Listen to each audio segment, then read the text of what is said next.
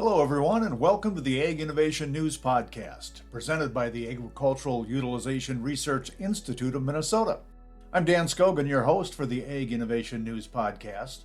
Guests on this podcast shed light on innovations in value-added agriculture, highlight important voices and work that's being done throughout the Minnesota ag sector, and educate the public about resources and organizations that support Minnesota agriculture.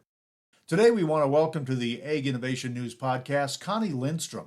Connie is a senior biofuels analyst at Christianson CPA and Consultants. Today, we want to discuss her recent work in biofuel benchmarking, what that means for the industry, and what it means for benchmarking in other industries as well. Connie Lindstrom, welcome to the program, and let's just get started by getting to know you a little better. Please share some of your bio and some of your educational and work background. Of course. Well, thank you for having me, Dan. My name's Connie Lindstrom. I've been with the Christianson Benchmarking team for about 12 years. We're an ag-focused traditional accounting and tax service company that's based in Willmar, Minnesota. And over the years, we've developed a strong client base in ag-focused businesses and particularly in biofuels and renewable energy. So I work with their benchmarking team doing a benchmark program for ethanol, biodiesel, and renewable natural gas. I have a master's degree in business administration from the University of North Dakota. I have a concentration in government and policy. So I started out my career doing business analysis, communication strategies for direct marketing companies all over the United States. And as I did that work, I realized that I come from a small town. I live in a small town now. I live in Hallock, Minnesota, which is population 900. And I just realized I had a really strong interest in helping rural communities, agricultural-based businesses to thrive and to do well. And so that's why I joined the Christianson team. I really feel like I'm able to contribute in that manner at Christianson because that's what their focus is as well. Tell me a little bit more about Christianson LLC. It started as just a traditional accounting services firm over 30 years ago, again, in West Central Minnesota and Willmar. We still perform all that kind of traditional tax accounting, personal and business accounting. Because of its location, because of the farming background of our founder, John Christianson, we really have kind of found that niche in providing services to value-added agricultural businesses, specifically renewable fuels. So we have a lot of other services that aren't what you might think of as accounting services, helping with government regulatory compliance services. We do have a related company that is called Beyond, that is a software support and consulting group. They focus on integrations with grain processing software and accounting services. So they do some work with our benchmarking team as well. And then the benchmarking company it's a separate company but related to the accounting services firm. We've been around for a little over 20 years now doing the benchmark, and it actually kind of started with that traditional accounting services group. There was a lot of investment a little over 20 years ago in renewable fuels, similar to what's happening in the meat processing industry now, interest in getting some diversification and putting down some roots in deepening the business expertise in those small to mid-sized meat processors. That's kind of what's happening now, and that's what was happening 20 years ago in ethanol. And so our renewable fuels accountants and consultants, in working with, say, groups of people that were looking to put an investment together to start a plant or to purchase a plant, really had a need to be able to understand what the strengths and weaknesses were of a particular location, of a particular existing business, what was realistic to expect out of the performance financially, what was realistic to expect to need to do to continue to invest and grow that business. And there really wasn't information out there for those particular ethanol producers to understand, like, comparisons from one to another. So that's where we got started with this program. We thought, well, we've got enough. We can put together a little group and we'll just make sure that it's anonymous and we're protecting everybody's information, and then we'll give them some reporting back to help them understand how they're performing against other companies that are doing similar things. And so that's kind of the genesis of Christianson Benchmarking.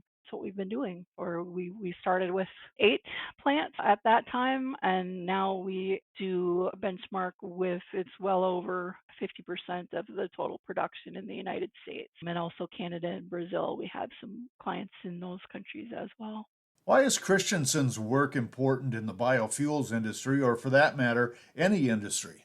It's a great question. So the number one reason is so that you can understand the strengths and challenges of your particular business. So is where we are located, do we have good access to and prices for the things that we're buying to take into our businesses, our business costs, our labor, our other things that we need to buy, energy, water, all of the things that we need to run our business. Are we paying a reasonable amount compared to other plants, other businesses that are doing the same thing we're doing? When we sell products, are we selling it at a price that is similar to or favorable against other similar, and overall, are we financially viable? Are we doing well against other businesses that are doing the same thing? So that strength and weakness analysis, and what are the opportunities, what are some things that other businesses that are doing the same thing we're doing, why is that important? What can we be doing to improve and continue to grow and stay competitive? So that's kind of the primary reason. There's a couple of other reasons that a benchmark is important. One of them is so if, say, you are looking to sell a business, or you are looking to make an investment in a business and purchase an existing business. Say you are a lender that you are looking to issue a loan to a company that need to buy some new equipment, some things like that. You want to understand how that business is performing. It's not enough to necessarily to just see. Sometimes it doesn't give you all the information you need just to understand whether or not they're profitable. You also want to know whether or not they're competitive within that industry, and that they're going to be able to hold their own as the industry evolves and changes. So you want to be able to see against a benchmark of an average of other plants that or other processors that are doing similar things. You want to be able to see how they're performing against that. So that's another reason. And then I think the final reason is sort of a regulatory reason, or a reason that's related to being able to feel like there is a beneficial body of research that exists that gives information about a lot of processors in the entire industry. So in the ethanol side, there's a lot of conversation right now happening about how much are we going to allow ethanol producers to sell their product, to how much are we going to require them to have a low carbon intensity. There's all of these sort of regulatory decisions that are being made. Where can we sell 10% ethanol, 15% ethanol? When those decisions are made, it's very, very helpful to researchers and to government experts to understand how the industry is performing. And so having an independent third-party body of research that has been collected and verified from processors to this independent third party, then generating a report, and they can say, this is where the industry was 20 years ago, 10 years ago, today, this is how they're performing. These are the things that the industry as a whole is working to improve. When you have that body of information, that's extremely helpful in making decisions about grant funding, about programs that will help ensure the stability and performance of the industry as a whole, and individual processors that may need assistance. Connie, as I was getting ready for this podcast, I went to your webpage, and it looks like Christianson offers a large menu of services. You're really quite a diverse company. Definitely. So everything from audit services, traditional tax accounting, all the way through there's some complex compliance and reporting requirements in that industry. And so we have a lot of expertise in helping to navigate all of that regulatory compliance paperwork and validation work that needs to happen for that, all the way up to software integration and being able to help make sure that companies' computer systems are talking well with each other and that accurate reporting is coming out. I know that recently Christianson Benchmarking, AURI, and USDA collaborated on a benchmarking tool for the very small and small meat processors around the upper Midwest. Tell me a little bit more about that project. What we have done thus far is we have interviewed a number of processors, and the first goal of our project was really to understand what would be most useful to them in terms of a report that would actually give them information they could use to improve their businesses. So the interviews that we did, we created some metric that we would need to collect. What's the data that we need to have coming in to make sure that we can make good comparisons? We came up with a list of those metrics, and then we put together a list of information that would be reported back to the people that contribute data. So everything from on a per pound of meat processed basis, how much energy and electricity are you using? How much labor are you using? All of those kinds of questions that help you understand the financial health of your business, all the way down to, how much are you spending a similar amount to other processors for packaging, for other ingredients, and then how much are you selling it for? So kind of came up with some efficiency calculations that would help the processors understand their performance. So that's kind of the work that we've done so far, is kind of put together what a benchmark program would look like that would work for very small and mid-sized processors. Connie, I think we know from experience that the meat processors, especially those small and very small processors, are pretty independent, but they still wanted this information. So how does Christianson, as they do this benchmarking, protect the participants from not maybe being too exposed to the public? Very good question. And so that's kind of where some of our work that we've done in the ethanol industry kind of translates to be able to do it for meat processors as well, because they're generally bigger organizations, but they're very much the same way. They don't want all of the detail that we are collecting to be out there in, just kind of in the public domain or available to their competitors. So that's something we take very seriously. So one of the things that we do is generally a series of confidentiality rules that we follow and that we expect our clients to follow. And the primary one is that we typically don't share who exactly is participating in the program. We give some demographic information so people can see, like, this is how many people in a particular state or of a particular size are participating, but they won't know exactly who is participating. And then, even though we collect very detailed information, that is never shared. Individual processor data is never shared outside the organization, even in an anonymous way. What you get on a report, say if you're a processor and you're looking at your benchmark results, what you would get is your information that you provided, and then you would get an industry average, and maybe you would get a top quartile. So I could see, well, this is the average cost for water, say. At a plant, this is the average bill on a per pound processed basis. This is what I paid. This is what the average in the industry paid. I'm going to say this is what the top 25% and bottom 25% paid, so I can see a little bit of a range. And say if there are 50 processors that contribute data to the benchmark, they'd also be able to see a rank. This is where I rank in that metric. I rank number 5 out of 50. Okay, that's great. Oh, I ranked number 40 out of 50. Well, that's not so good. So I maybe need to look and see, do I have an issue with my efficiency? Am I using too much water? Do I need to negotiate perhaps and see if I can find a way to reduce this cost? Or do I need to just live with the fact that this is my cost and I need to make up the difference in some other areas of my business where I might be more efficient? They're really not seeing like a whole list of detail. The detail that is provided by that processor isn't seen by all the other processors that are contributing, and it's never seen by anybody outside of the Christianson organization. Even in any kind of a report that we would provide, we're not sharing detailed data. And it's the same thing that we do on the ethanol side. When we have a researcher that we're working with or a government agency, we don't share the individual data that we collect from the processors. We share averages. We share information that we've made sure is truly anonymized. So are you done gathering information and data, or are you still in the process, or where are you at in the whole process right now?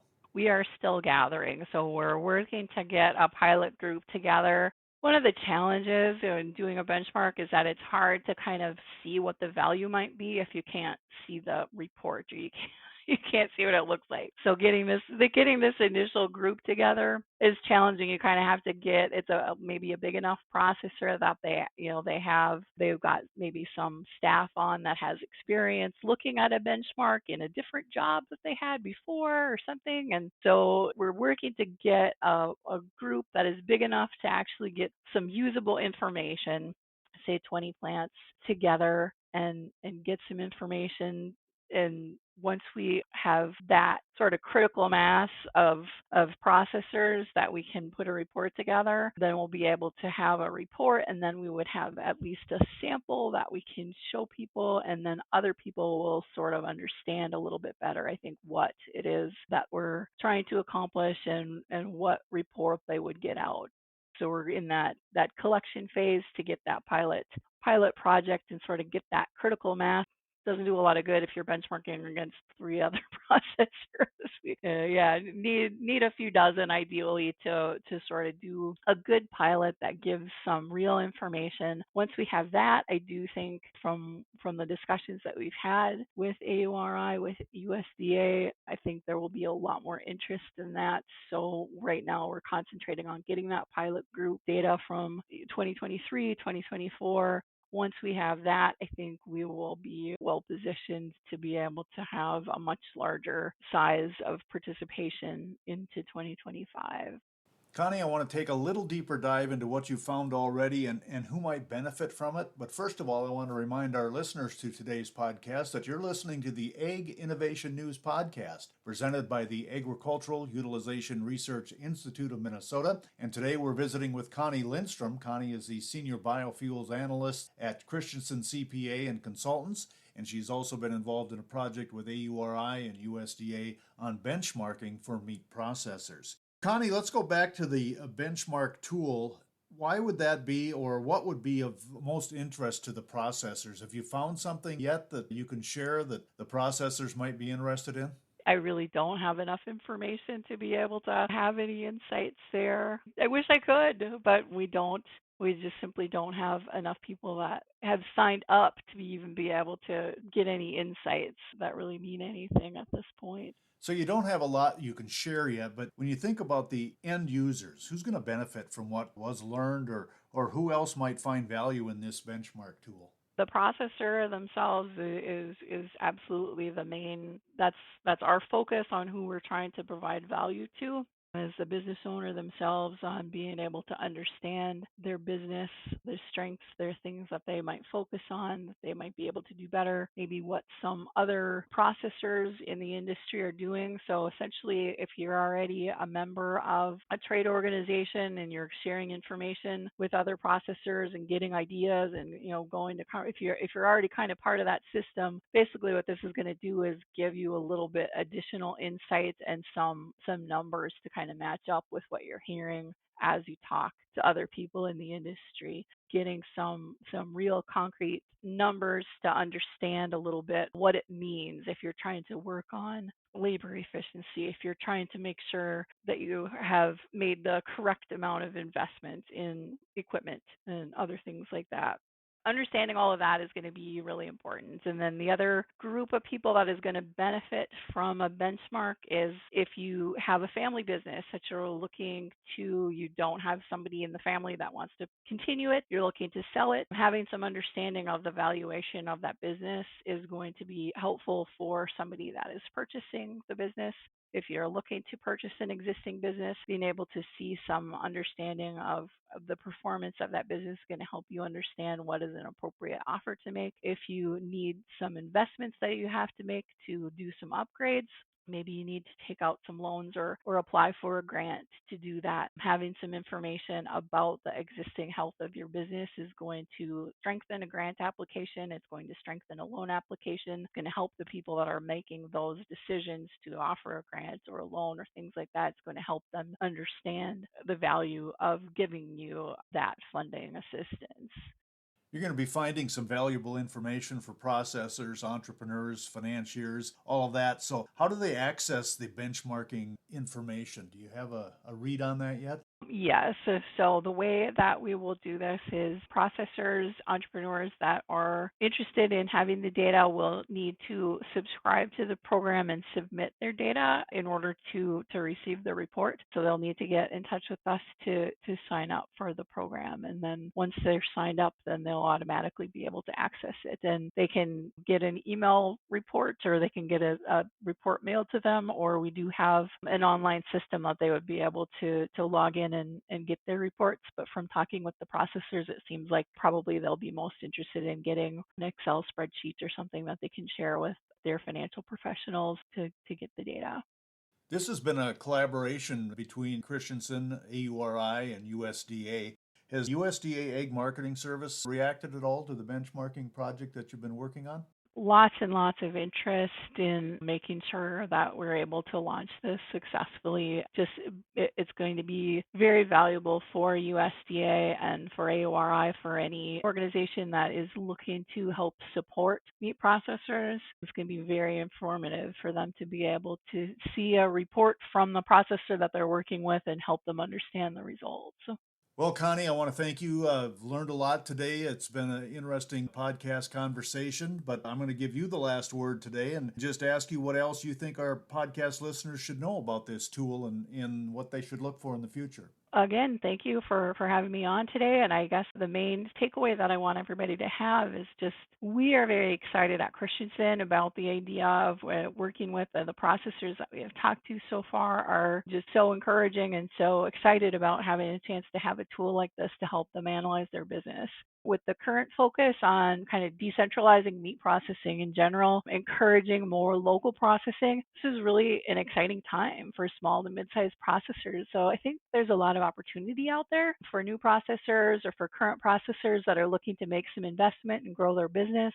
Just in general, it's an exciting time. So participating in this brand new industry benchmark is really going to accomplish two things for people. First, it's going to arm you with the information that you need to make wise business decisions to stay current with the state of the industry. And then two, it really is a signal to legislators, to regulators, that small to mid-sized processors are committed to excellence. They're looking for this information to make sure that they are committed to doing the best that they can in performance and to prove that they can be just as financially viable, just as efficient as these very large industry processors who dominated the market for so long. We've been visiting today with Connie Lindstrom, the Senior Biofuels Analyst at Christianson CPA and Consultants, talking about benchmarking for the meat industry, especially for the processors.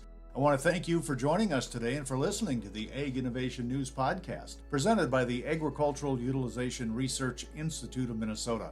Thanks to my podcast crew, Lisa Martinez, AURI Communications Manager and the editor of this production. If you want to learn more about AURI, go to auri.org.